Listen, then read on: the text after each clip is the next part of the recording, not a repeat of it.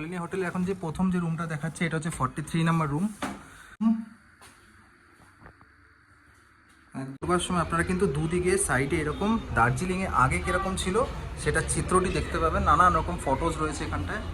সব থেকে যেটা ভালো জিনিস লাগলো এখানে ফায়ার প্লেসও রয়েছে, মানে যদি খুব ঠান্ডা পড়ে এখানটায় কিন্তু আগুন জ্বালানোর ব্যবস্থা রয়েছে। দার্জিলিংয়ে ঘুরতে এসে সব থেকে যেটা সমস্যা হয় ভালো হোটেল খোঁজার, তো আজকে সেরকম ইনফরমেশন আজকে দিতে চলেছি। তো আজকে আপনাদের নিয়ে যাব হোটেল পলিনিয়াতে।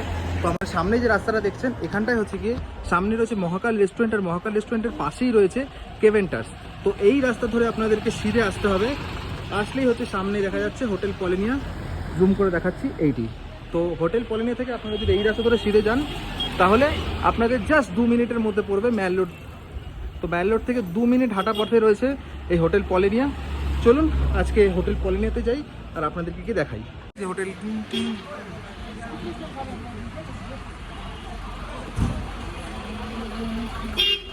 এই পলিনিয়া হোটেলে উঠবার সময় আপনারা কিন্তু দুদিকে সাইডে এরকম দার্জিলিংয়ে আগে কিরকম ছিল সেটা চিত্রটি দেখতে পাবেন, নানান রকম ফটোজ রয়েছে এখানটায়।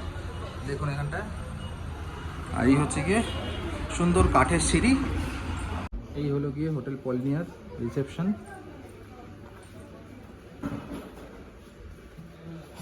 দেওয়া আছে হোটেলে চেক ইন আর চেক আউট টাইম, আমরা পজ করে দেখে নিতে পারেন। হোটেল পলিনিয়ার ডাইনিং স্পেস, এখানটায় বসে আপনারা খাওয়া দাওয়া করবেন। দেখুন যথেষ্ট বড় ডাইনিং স্পেস আছে, এদিকে সোফা আছে, এদিকে চেয়ার আছে।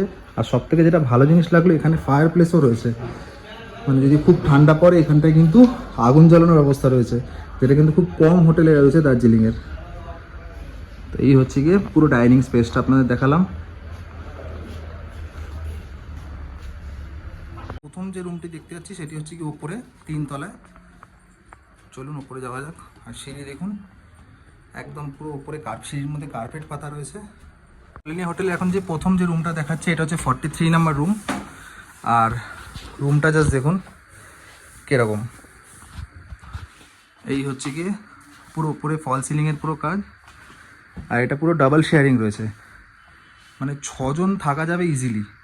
মানে 2 জনের করে অ্যাকোমোডেশন করা হয়েছে, এখানে 2 জন এখানে 2 জন, কিন্তু চাইলে আপনারা 6 জনও থাকতে পারেন, অসুবিধা নেই।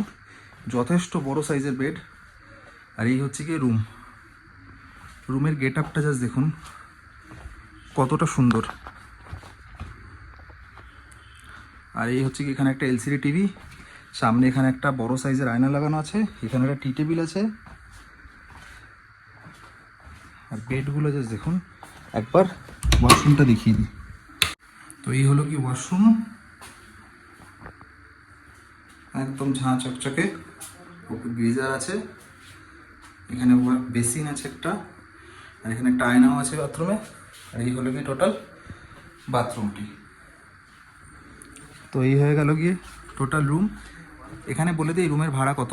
এই রুমটার ভাড়া হচ্ছে কিন্তু আপনারা 6 জন মিলে থাকতে পারবেন, একদম ম্যাল রোডের পাশেই বলতে পারি। এরকম জায়গায় থাকতে গেলে এই রুমটার জন্য আপনাদের ভাড়া দিতে হবে 4000 থেকে 4500-এর মধ্যে, সিজন অফ সিজন আমি মিলিয়ে ভাড়াটা বললাম। আর এটাই যদি আপনারা খাওয়া দাওয়া সমেত নেন, মানে 3 টাইম খাওয়া দাওয়া সমেত নেন, তাহলে পার হেড পড়বে 1500 টাকা করে। এখানেও রয়েছে ব্ল্যাঙ্কেট, বালিশ এক্সট্রা দেওয়া রয়েছে। যে রুমটি দেখাতে চলেছি এটা হচ্ছে গ্রাউন্ড ফ্লোরে 22 নাম্বার, এটা হচ্ছে গিয়ে রুম নাম্বার। আর এই হচ্ছে গিয়ে রুম, জাস্ট চেক আউট হয়েছে এক্ষুনি আর ক্লিনিং করা হয়েছে। আর এই হচ্ছে গিয়ে রুমের গেট আপ, সুন্দর একদম এলসিডি টিভি লাগানো, উপরে ফল সিলিং করা রয়েছে, পুরো সুন্দর সিলিংয়ের কাজ রয়েছে। আর বেডটা দেখুন জাস্ট কতটা সুন্দর।